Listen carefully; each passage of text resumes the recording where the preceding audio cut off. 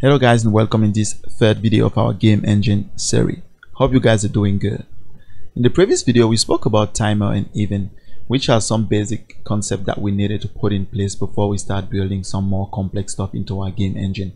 So if you guys want to check that out, I always provide a link for the playlist in the description. You surely want to go and keep an eye on that, because that's going to be quite important. Today's video is going to be about entity component system, which is one of the hardest part of this game engine. The first time I tried to build an entity component system, I really get frustrated. It was so hard because the person who was trying to explain it to me used some complex C++, some modern C++ trick to achieve things, and I didn't get a clue about it because my C++ knowledge was pretty low at the time. I just gave up because I couldn't manage all the information that was going around. But with the time, as I increased my knowledge in C++, things got more clearer for me, and I was able to build my own entity component system from scratch using a lot of things that I picked around in the internet. But the idea is I am now able to actually explain it and share that with you. I'm just saying this because I want to prepare you guys to something that could be difficult to you too, because I don't know your level of C++. I don't know if you've encountered a real C++ problem. That's why I'm just trying to say this up front to make sure you guys will not write some bad comment down there because you didn't get anything. Make sure you have enough about C++. I always recommend in my video to have some basics knowledge before you watch them. I'm not just interested in you watching my videos. I really want you to enjoy, to receive what I have to offer, because that's my purpose. That's basically the idea of this video. We're gonna be building our own entity component system for our engine. And before we get to that, just want to make sure you guys subscribe to my channel. If you haven't, please do that right now. Okay, and you can like this video or even share with your friends. You can get the source code on my Patreon page. Check the link in the description below.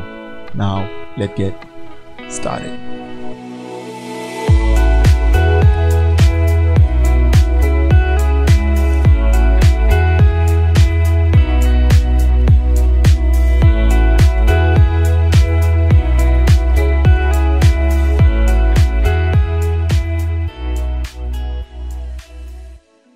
Before we even get to write any line of code about this entity component system, we first want to understand some theoretical concept about it, because it's quite important to know what we're going to be building.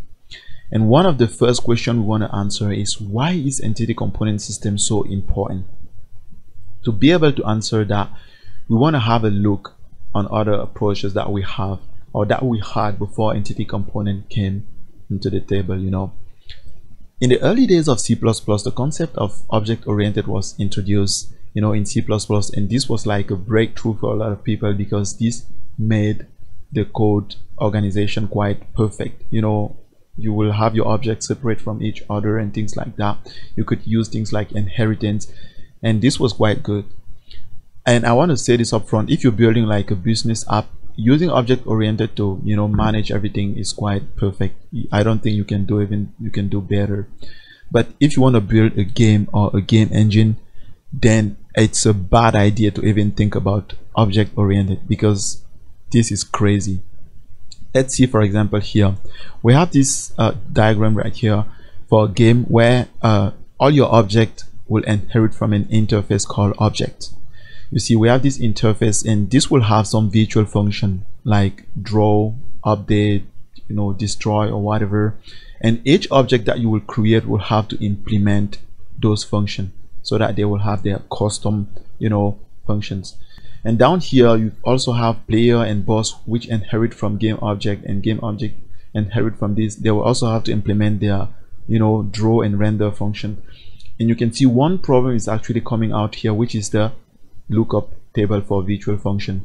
This will actually slow your program. Now I'm talking here about some microsecond, but once you got like 1,000 entities or 1,000 game object, you can really see the difference. Virtual function it's a good concept in C++, which I really recommend to use, but in this case right here, this really brings a lot of performance problem. Another problem we have right here is this. Let's say I want to create a player which at the same time can be a boss. How am I going to figure that? Well, I know you're gonna tell me I can use multiple inheritance, but you know, no one wanna use multiple inheritance because it's not a good way of writing code. And this is actually one of the biggest problem we have with object-oriented.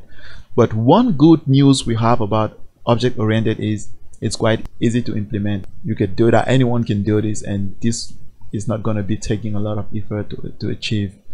And you see bad CPU cache usage because you're going to be allocating your object in the heap, and all your game objects are going to be spread in the memory. You know, they're not contiguous, they're not stored in the same place together, and that's why the cache usage is also going to be bad. Because one thing I want to tell you is when you ask the computer to go and grab something in the memory, he won't simply go and take what you're asking for. He will go and grab all the memory around that and put that in a cache, because he thinks you're probably going to be using, you know, things that are around your object that you just asked. But the thing is, your object are spread around in the memory, and you know, the cache usage is going to be one of the baddest things that you will ever do. And that's the reason why this approach is really bad. So never use this if you want to make something that could be, you know, quite, you know, good. So the game dev industry was not satisfied with the object-oriented approach, so they went out and created a new pattern, which is component driven. The idea here is to have a game object with a list of components. Now a component is just like an attribute which you attach to your game object. If you want an object to be affected by the gravity, then you will attach like a rigid body. If you want an object to be rendered, you will attach maybe a sprite renderer, and you will simply have this list up here which has a component class, a base component class, and all these components down here will inherit from it, and you will be able to add those components to your game object and achieve a better, you know, virtual lookup table, because you will not have to always, you know, create an object with different properties every time you want to have a new object. You can simply attach different component to that object and get something. And you can see here I am able to actually have a player which at the same time could be a boss, and this is one problem solved. And now we don't have virtual lookup table, we have reduced it. We have a better CPU cache usage because now you have your components, you know, stacked together, and that's also not so bad. But we still have bad memory usage, and it's still performance critical, and yeah, that's why it's not a good idea to use this for our game engine. And so they went out and created another one called data oriented design. So this is like the early entity component days, because we already have like the concept of entity here, which basically are just game objects. So don't think about entities as being something special. Entity is just a game object, but we say entities because they are simply referenced by a number. So when you say game object 0, you're actually saying entity with the number 0. And now you can see in this case all our components are stacked together in one array. So all game object, the transform of all game object are put together in one array, the sprite together, the collider together. And you see this really makes the CPU cache usage quite better, because when you want to ask the transform to update an object, it's going to be grabbing all the other transform, and you surely want to use that if you have a function that is updating the transform of your entities, and you also want to update the others. The same thing with sprite and colliders, for example. So this is actually how things start to get interesting, because here I think this is actually good. You can start from here to say, okay, I'm making something quite good. But the problem with this is implementing this takes a lot of effort. You really have to put a lot of effort to actually achieve this. This is also a good concept, basically. I'm not going to be getting too deep in the technical detail, and we don't care about that. And so the entity component system was born. And this is one of the most powerful design that you can have to build your game or your game engine.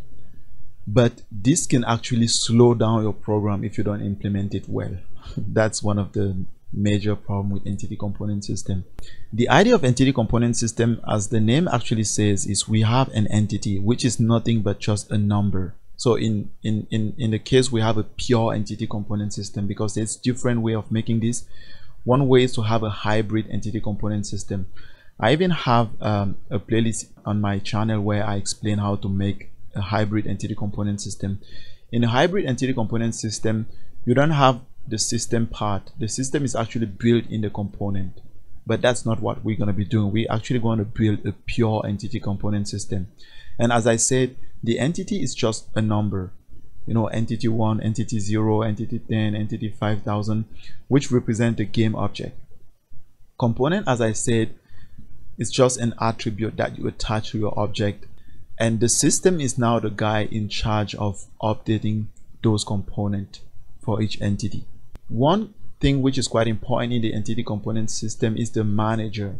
The manager is in charge of linking the entity, the component, and the system together so that they know each other, because these are separate things that you have in your design and you want to put them together and actually build something.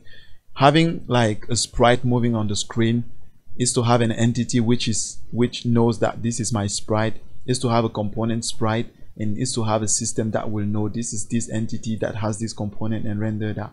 And the manager will make sure all these comes together, but we'll understand that as we start writing the code. Now, as you can see here, the system, as I said, will only be interested in the entities that have some specific components. So the renderer system, for example, will only, maybe in this case here, be interested in entities that have like transformer sprite. Any entity that does not have this will not be updated by the renderer system, so they will never get called to be updated by this guy. And the same thing with the physics system. You will be interested in any entity that has the rigid body, for example, or the collider, or the transform, or anything like that. And that's basically how you can, you know, boost your performance, because you don't always have to update an entity even if there is nothing to update about it. And that's the problem with the other approaches. You always call update even if there is nothing to update. In this case, you only update because you know this entity needs to be updated by that system. And that's what makes this entity component system quite powerful. Now, I'm pretty sure you're not understanding everything right now, and that's okay, because I'm not even trying to get deep in things here. But one thing I want to say is this is the best way you can ever make, you know, your game engine or your game, because you have all your components stacked together in the memory, all your transform, your sprite, your collider together, and you only call update only when you need to update something. You know, you will never have a problem trying to create an object that has, you know, different properties, a player that can be enemy at the same time, or things like that. You will never have that kind of problem in entity component system, and that's the reason why I decided to make one for this game engine.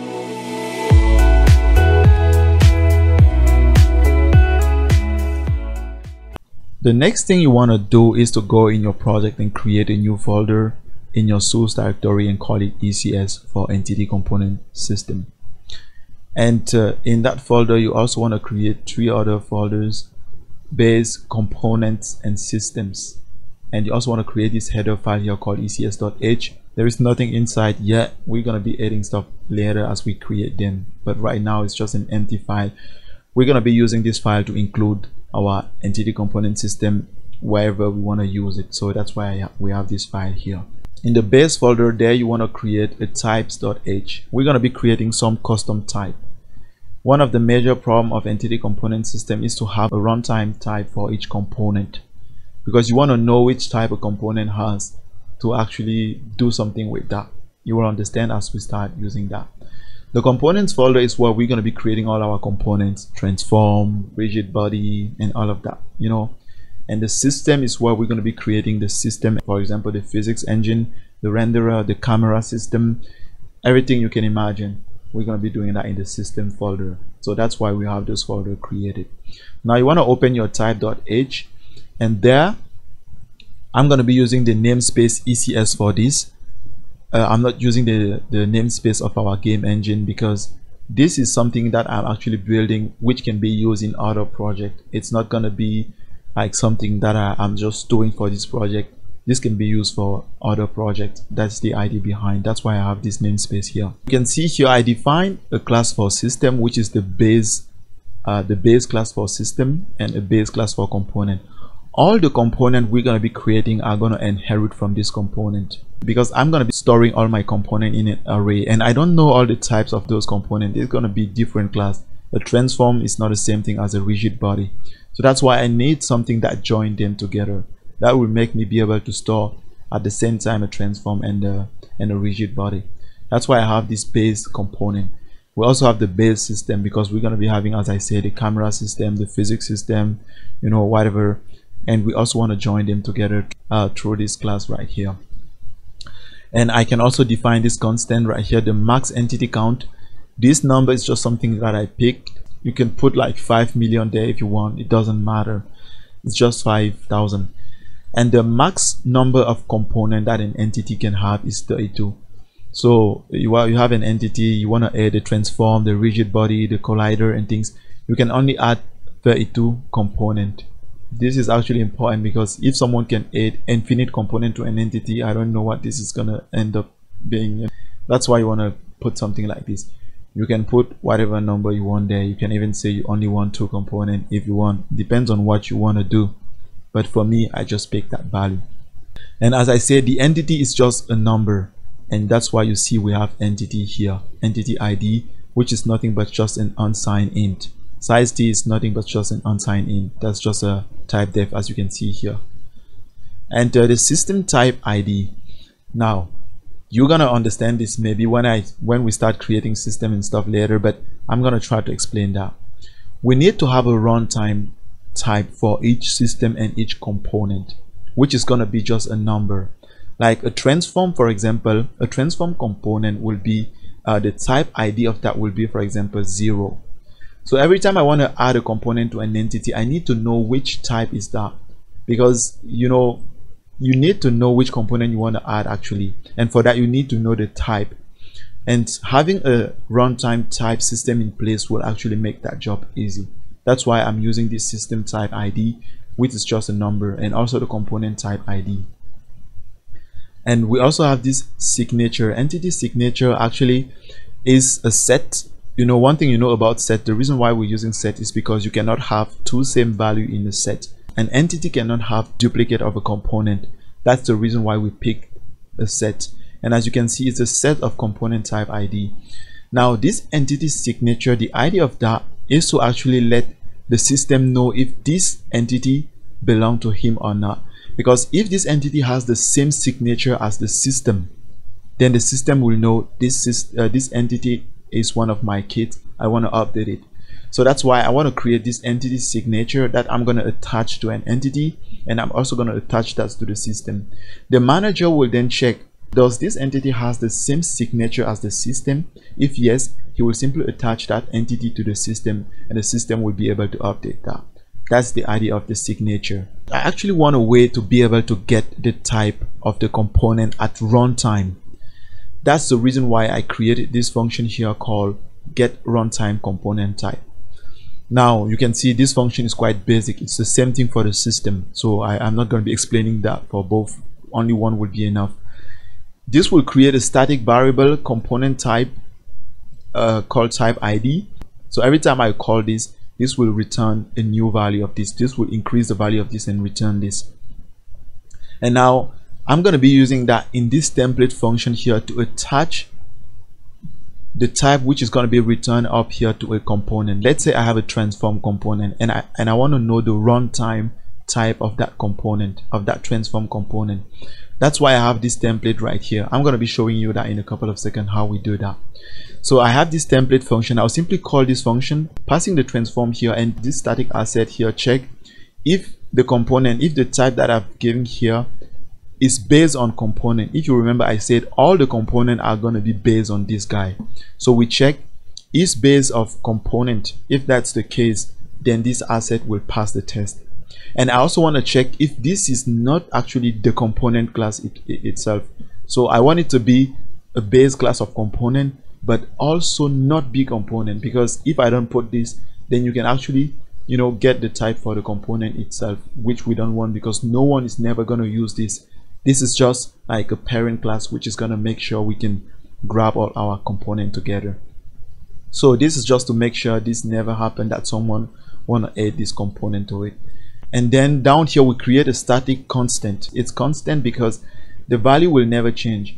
One thing you want to know about template function is once you give it a new type, he will create an implementation of that function with that type. So if I give a transform, for example, while calling this function comp type, he will create an implementation of that function with the type transform. This value will then be a constant. So every time I'm going to call this function with the transform type, he will always return the same value. That's why this will always give me the same type every time I call this function with a specific component. I'm going to showcase that in a couple of seconds.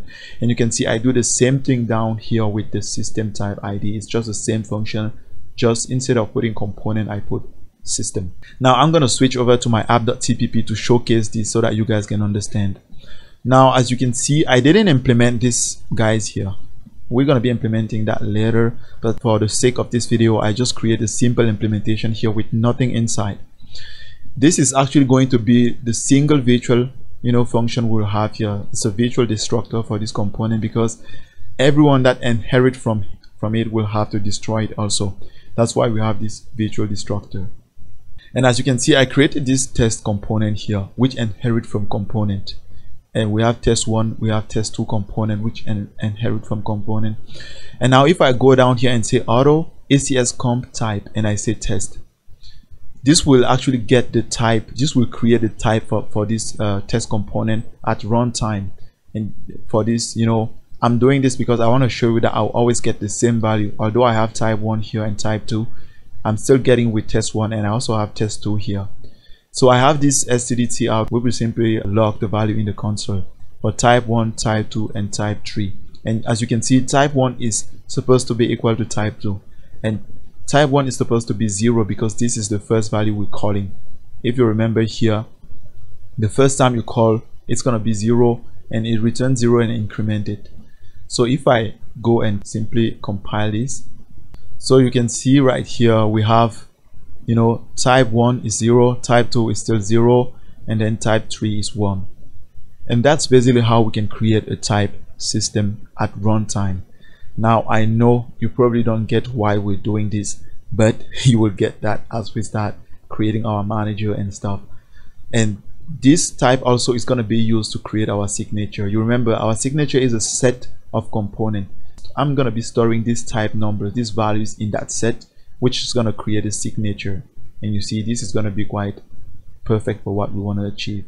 So that's basically the idea. This is the first part of this entity component system. The video was a little bit long, but the reason is because I'm trying to explain as much as I can. And I really want you guys to leave me your comment below to let me know if you want me to focus on something specifically because you didn't understand it, or maybe if you want to contribute somehow, maybe share your idea with me.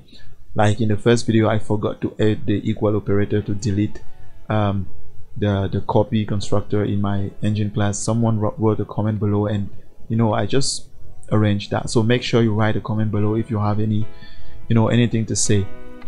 Thank you for watching again. Hope you guys will stay healthy. See you next time. Ciao.